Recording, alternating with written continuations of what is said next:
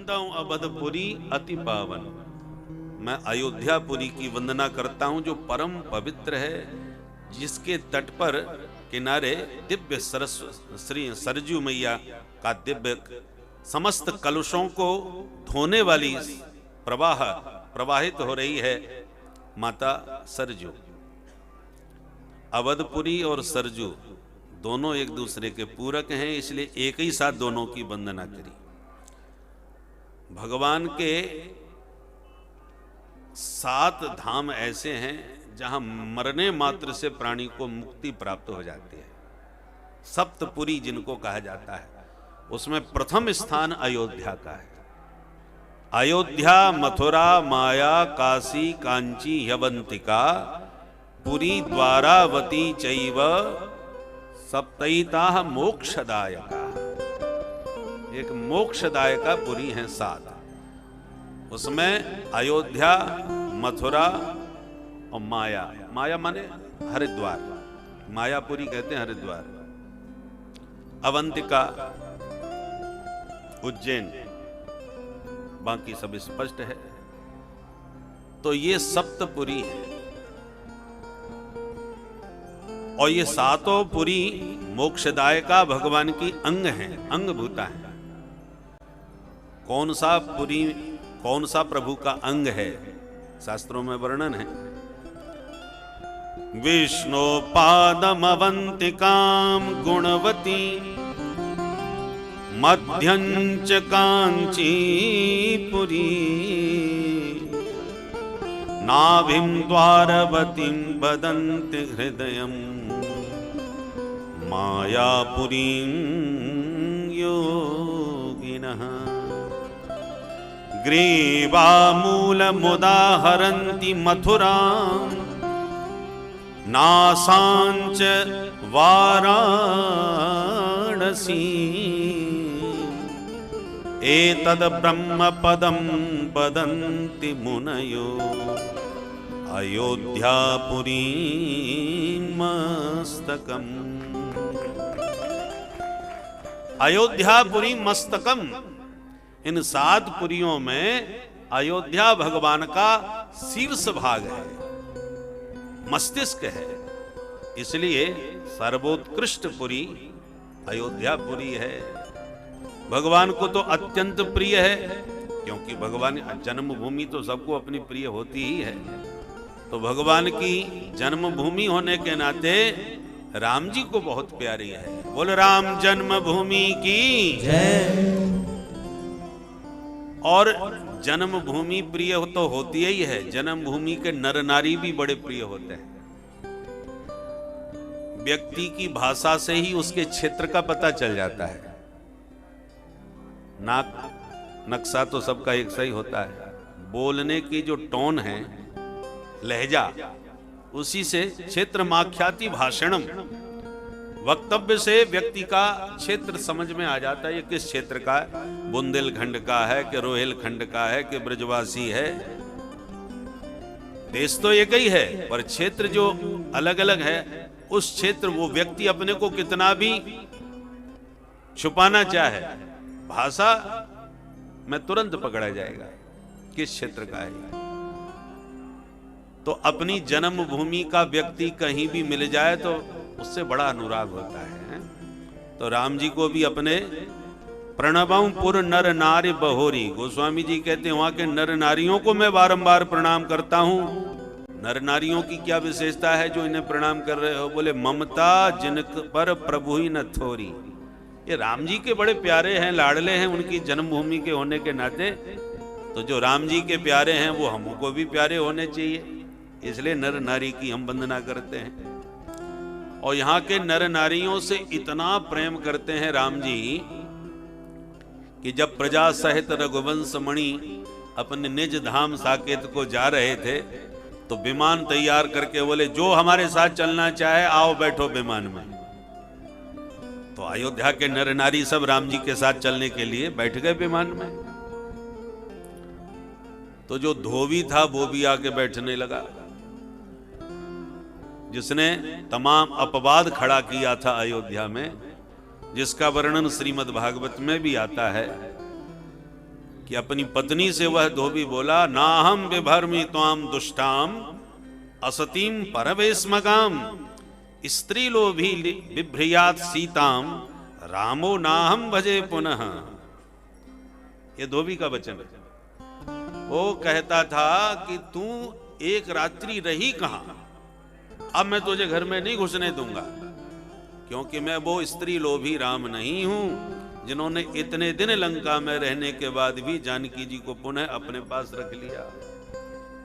स्पष्ट है। और वह अपवाद धीरे धीरे फैला। में भी मंथरा घुसी बैठी है। जब मौका पाया उसने ऐसा काटा, ऐसा डसा अयोध्या को कि सारी अयोध्या की स्थिति को पलट के रख दिया एक झटके में।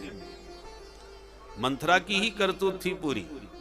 जो राम राज्य 14 वर्ष पहले मिलने वाला था, एक मंथरा के कारण 14 वर्ष के लिए टल गया। सारी स्थिति पलट दी उसने एक झटके में। कैकेयी के साथ आई थी, कैकेयी देश से बाहर की थी, पर आके रह तो रही थी अयोध्या में महलों के बीच। शत्रुघ्न लाल जी इसके स्वभाव से भली भांत परिचित थे, इसलिए इस पर पूरी दृष्टि रखते थे। लक्ष्मण जी भी ध्यान रखते थे इसका, पर भरत शत्रुघ्न थे नहीं, वो मामा जी के यहां चले गए थे। और राम राज्य की सूचना पाकर के लक्ष्मण जी कुछ ज्यादा ही आनंद में झूम गए थे कि भैया का अभिषेक होगा। उस आनंद में इतने मस्त हो गए कि इससे ध्यान हट गया थोड़ा। और जहां थोड़ा ध्यान इनका हटा कि उसने अपना तत्काल अवसर पा करके काम कर दिया। तो हम सबके भीतर भी शत्रु घुसे हुए हैं। ये बाहर के शत्रुओं से ज्यादा खतरनाक होते हैं, परंतु इन पर यह दृष्टि आप रखे रहो तो ज्यादा उपद्रव नहीं करेंगे। कहीं इन दोषों की तरफ से आप निश्चिंत हो गए, तब ये बहुत घातक सिद्ध हो जाते हैं। आप में कोई कमी है और उस कमी पर आपकी दृष्टि बनी रहे तो वो कमी ज्यादा बड़ी नहीं हो पाएगी। पर कमी होते हुए, कमी दूसरा भी बताता है तुम्हारी, दूसरा या तुम्हारी कोई कमी बतावे तो आप विचार करो क्या सचमुच ये कमी मुझ में है। परंतु विडंबना यह है कि दूसरा कोई बताने की हिम्मत नहीं करता, बतावे तो कौन झगड़ा मोल लेवे। दूसरे की कमी आप किसी को बताओ तो पहले तो आप सुनना नहीं चाहोगे, और उसने फिर भी सुना दिया तो उसकी तरफ से मूड खराब हो जाएगा। इसलिए कोई किसी की कमी जल्दी बताता नहीं, परंतु कोई बतावे तो उसे सच्चा हितैषी समझना चाहिए और विचार करना चाहिए, क्योंकि दोष पर दृष्टि बनी रहे तो दोष बड़ा नहीं हो पाएगा, उपद्रव नहीं कर पाएगा। दोष पर आपकी दृष्टि नहीं गई तो वह दोष विकराल रूप धारण कर लेगा, जो आपके लिए ही एक दिन बहुत बड़ा घातक सिद्ध होगा।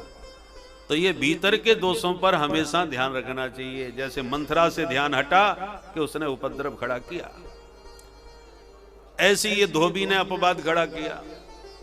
जब बैठने लगा विमान में तो जितने अवधपुरवासी थे सब उतरने लगे। भगवान बोले क्यों? बोले इस दुष्ट के साथ तो हम नहीं जाएंगे। क्यों, क्या हुआ? अरे इसने यहां हमको ठीक से नहीं रहने दिया, अयोध्या में रहा तो यहां अशांति पैदा किया, हमारे साथ वहां जाएगा तो वहां भी अशांति ही पैदा करेगा। दुष्ट अपनी दुष्टता कभी नहीं छोड़ता।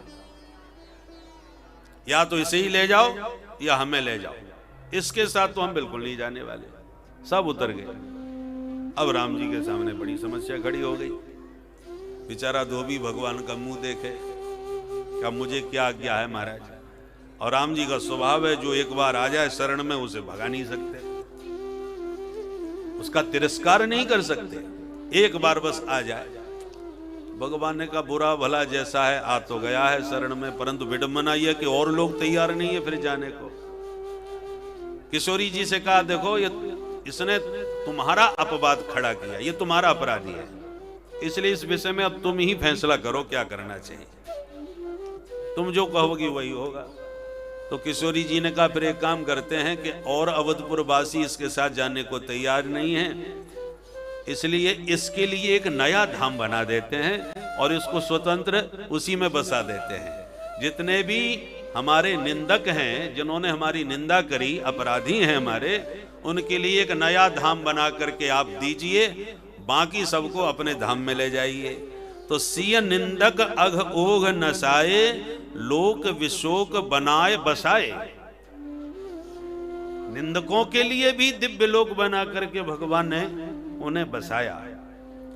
अब इससे जान लीजिए कि भगवान को अपने अवधपुर के नर नारियों से कितनी प्रीति है कि अपराधी को भी, अपने निंदक को भी दिव्य धाम बना करके बसाया, उसका तिरस्कार नहीं किया।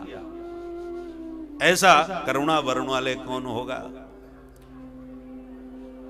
कौशल्या मां को प्रणाम किया, जो पूर्व दिशा के समान हैं। जैसे पूर्व दिशा से चंद्रमा का उदय होता है और जगत को शीतलता प्रदान करता है, ऐसे ही बंदों कौशल्या दिश प्राची, कीरत जासु सकल जगमाची, प्रगटे जहां रघुपति शशि चारु। पूर्व दिशा से चंद्रमा प्रकट होकर शीतलता देता है और कौशल्या मां के उदर से रामचंद्र प्रकट हो गए, जिन्होंने सारे विश्व को परम शीतलता का संचार किया। ऐसी मां कौशल्या के चरणों में बारंबार प्रणाम है। फिर महाराज दशरथ जी की वंदना करी, बंदौ अवध भुआल, सत्य प्रेम जहि राम पद। दशरथ जी का प्रेम भी बड़ा अद्भुत है। सत्य प्रेम, जिनका प्रेम परम सत्य है, परंतु राम पद है तो पिताजी राम जी के, पर राम जी के चरणों में प्रीति करते हैं। पिता भला पुत्र के चरणों में प्रीति रखता है क्या? और कोई रखेगा तो सुनने वाले क्या समझेंगे। पर दशरथ जी ने वरदान ही ऐसा मांगा था कि सुत विषयक तब पद रति हो, मोहे बड़ मूढ़ कहे जन को। भले ही लोग मेरे को मूढ़ कहें तो कहें, पर प्रभु आपके चरणों में मेरा सदा रति प्रीति बनी रहे, अनुराग बना रहे। इसलिए सच्चा अनुराग तो दशरथ जी का है। देखो, पानी से प्रेम तो सभी करते हैं। पानी में कितने जलचर रहते हैं, मछली भी रहती है, मगर भी रहता है, कछुआ भी रहता है, पानी का सांप भी रहता है, मेढक भी रहता है, कितने रहते हैं। पर असली प्रेम तो पानी से मछली ही करती है। पानी समाप्त हो जाए तो और जलचर तो निकल के इधर उधर खिसक जाएंगे, पर एक मछली का प्रेम ऐसा है कि पानी के बिना प्राण त्याग देती है, पानी के बिना वह जीवित नहीं रह सकती। ऐसे ही दशरथ जी का प्रेम एक ऐसा प्रेम था जो राम जी के बिना एक दिन भी जीवित रह नहीं सके, उनके वियोग में प्राण त्याग ही दिया। ऐसी दशरथ जी की मछली की तरह प्रीति है। सुलभ प्रीत पीतम सबय, गोस्वामी जी दोहावली में कहते हैं, सुलभ प्रीत पीतम सबय, कहत करत सब कोय, पर तुलसी मीन पुनीत ते, त्रिभुवन बड़ो न कोय। मछली के समान प्रेम करने वाला त्रिभुवन में कोई नहीं, क्योंकि मगर, उरग, दादुर, कमठ, जल जीवन जल गेह, पर तुलसी एक ही मीन को है सांचलो स्नेह। केवल मछली का ही सच्चा प्रेम है जो पानी के बिना जीवित नहीं रहती। यही प्रीति दशरथ जी महाराज की राम जी के चरणों में है। जब राम जी के पिता की वंदना करी तो सोचा मैया जानकी जी के भी पिता की वंदना इसी साथ करना चाहिए, क्योंकि विशेषकर किशोरी जी की कृपा के कांक्षी हैं गोस्वामी जी महाराज, तो अपने पिता की प्रशंसा से मां को प्रसन्नता होगी। इसलिए प्रणवं परिजन सहित विदेहु, जाहे राम पद गूढ़ सनेहु। जनक जी की वंदना में एक विशेषता बताई कि जाहे राम पद गूढ़ सनेहु। कोई जनक जी को योगी कहता है, कोई भोगी समझता है।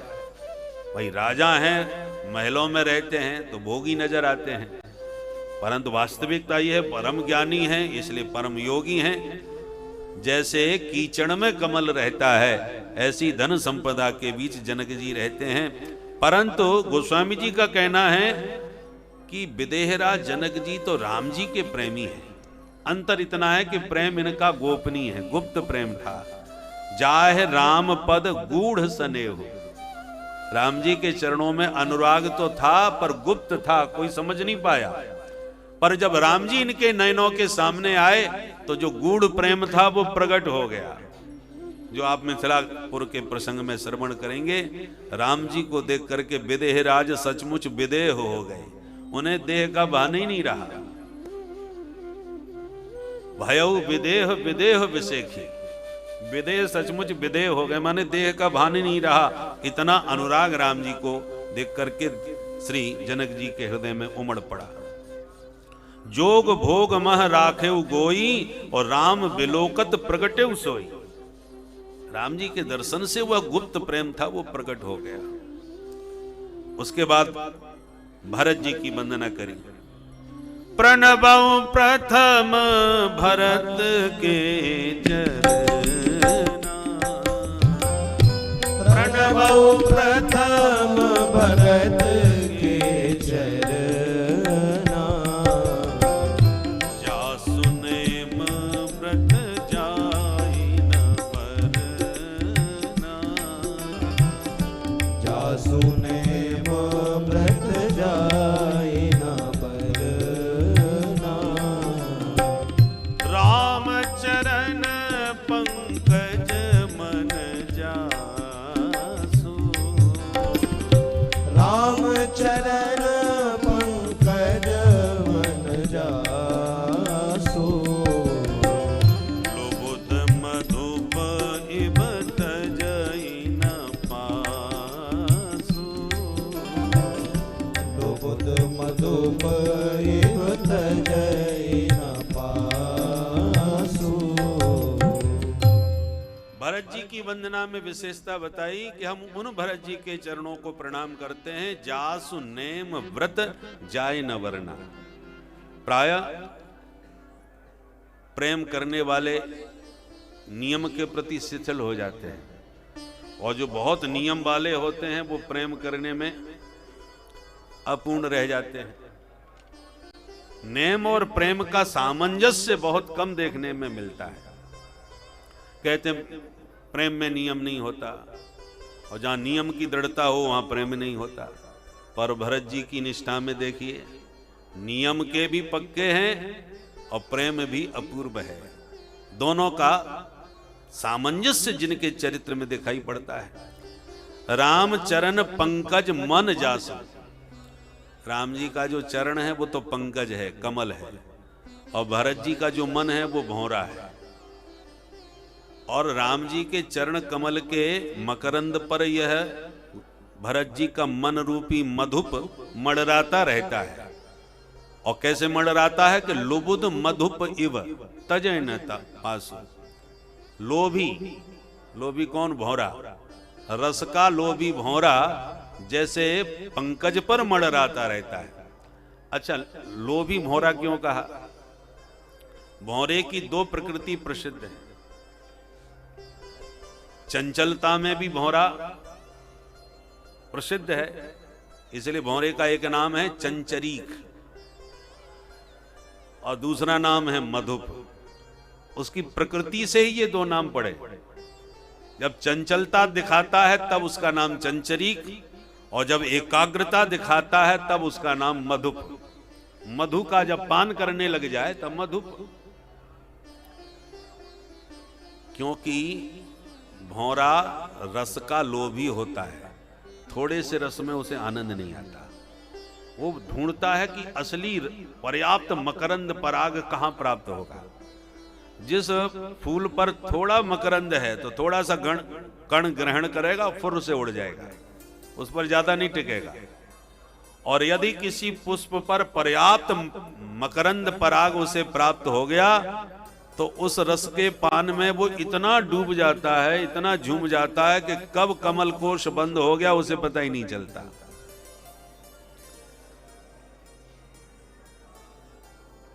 भौरा में वो बल होता है कि वो काष्ठ में भी छेद करके निकल जाए, परंतु इतनी शक्ति रखने वाला भौरा प्रेम का इतना दीवाना होता है कि कोमल पंखुड़ियों को भी काट नहीं पाता। जिस फूल पर बैठ के पराग पान करेगा, सूर्यास्त हुआ, कमल बंद हो गया। कमल का संबंध सूर्य से है। सूर्य उदय होगा, कमल खिलेगा। सूर्य बंद होगा तो कमल भी बंद हो जाएगा। तो भौरा पराग पान करते करते उसमें डूब गया और कमल बंद हो गया, तो भौरा भी बंद हो गया। तो अब बंद हुआ, सोच रहा है, वैसे तो छेद करके निकल सकता है, परंतु इतना प्रेमी दीवाना होता है, विचार करता है कि मैंने इसका इतना रस पान किया है, इसको खंडित करके क्यों जाऊं। हाँ, अंधेरा हो गया है, रात हो गई है, सूर्यास्त हो गया तो कमल बंद हो गया, पर बंद ही थोड़ी बना रहेगा, सवेरा तो होगा, और सवेरा होगा तो कमल खिलेगा। कमल खिलेगा तब तक मैं रात भर में पराग पान करके उड़ जाऊंगा। भैया तुम काहे को बैठे हो, करो। तब तक हम रात भर रस पान करके।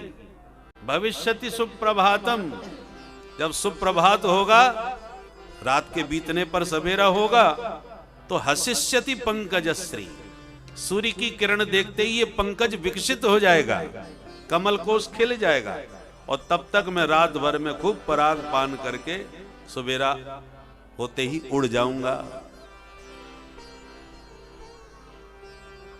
परंतु दुर्भाग्य से रात में आया हाथी, उन्मत्त होकर के उसने सरोवर में किया विहार, कमल को अपनी सूंड से उखाड़ा और मुंह में धर के गोविंदाय नमो नमः, हा हंत हंत नलनीम गज मुज्जहार।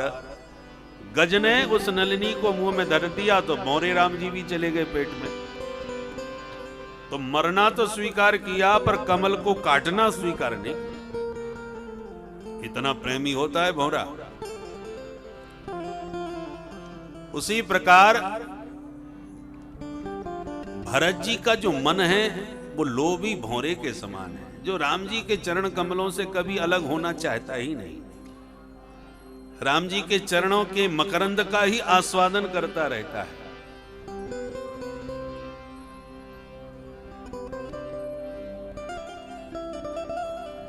देखो, जो बढ़िया तैरने वाले होते हैं पानी में, वो घुटनों तक पानी में डुबकी लगाने में उन्हें आनंद नहीं आता। नहाने का आनंद उन्हें कब आता है, जब जितना गहरा होगा जल, उतना ही उन्हें छलांग मार करके वो भीतर तक डुबकी लगाने में आनंद आएगा। घुटने पानी में नहाने तो बस केवल स्नान मात्र है, स्नान का आनंद नहीं।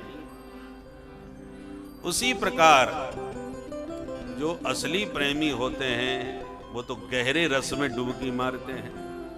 संसार में भी रस है, विषय रस, पर विषय रस में गहराई नहीं है।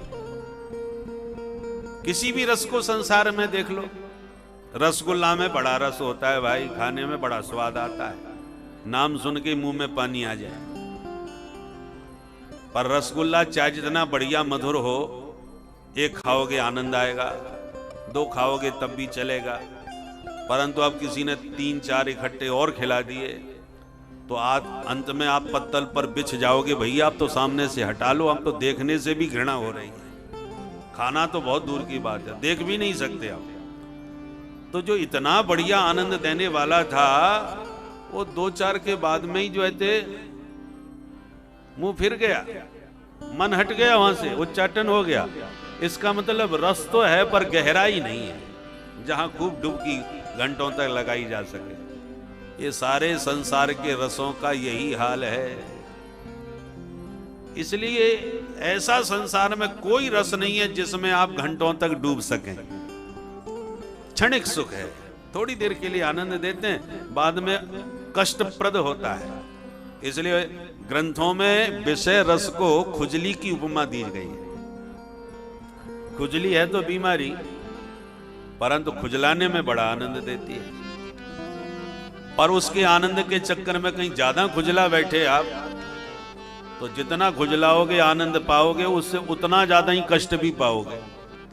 बाद में कान पकड़ लेते हैं, इतनी जोर से दोबारा कभी नहीं खुजलाऊंगा। परंतु खुजली होती बड़ी विचित्र है कि बस अभी तो आपने कान पकड़ लिए, 2-4 घंटे के बाद फिर बात खुजलाने के लिए पहुंच जाता है। ये संसार के विषय भी ऐसे ही हैं। खाने में बड़ा स्वाद आ रहा है, और स्वाद स्वाद में ज्यादा खा गए तो अब बाद में पेट पर हाथ घुमाते फिर रहे, बहुत अजीर्ण हो रहा है, बड़ी खट्टी डकारें आ रही हैं, बड़ी परेशानी हो रही है, क्या करें, ज्यादा खा गए। तो जो आनंद दे रहा था वही कष्ट का कारण भी बन जाता है। इसलिए इस रस में डुबकी नहीं लगती ज्यादा गहरी। परंतु भगवत रस जो है, जिसे श्रुतियों ने रसो वैसा कहा है, रसम हेवानम लब्ध्वानंदी भवती, ये रस एक ऐसा है, महासमुद्र है रस का, इसमें आप जितनी गहराई में डुबकी लगाओगे उतना ही आनंद में डूब जाओगे। इससे कभी उच्चाटन नहीं होता। विषय रस से उच्चाटन हो जाएगा, पर भगवत रस से उच्चाटन कभी नहीं होता, क्योंकि ये गहरा है। भगवान ने भागवत में कहा, विषयान् ध्यायतश्चित्तम् विषयेषु विसज्जते मामनुस्मरतश्चित्तम् मय्येव प्रबलीयते। विषयों का चिंतन करते करते चित्त विषयाकार हो जाता है, पर मां मनुस्मरतश्चित्तम, जिसका मन मेरा चिंतन करने लग जाए तो भगवान कहते हैं मय्येव प्रबलीयते, वो हमेशा हमेशा के लिए मुझ में ही उसका मन लीन हो जाता है। लीयते नहीं कहा, विलीयते भी नहीं कहा, प्रबलीयते, प्र और वी दो उपसर्ग लगाए, मय्येव प्रबलीयते। एक बार तुम्हारा चित्त मेरे चिंतन में लग गया तो चारों कोने चित्त हो जाएगा, फिर हमेशा के लिए कभी निकल नहीं पाएगा मुझसे, मुझ में ही सदा के लिए डूब जाएगा। हमारे पूज्य स्वामी जी महाराज, बड़े महाराज, एक श्लोक बोला करते थे, चित्तम चिद विजानीयात्,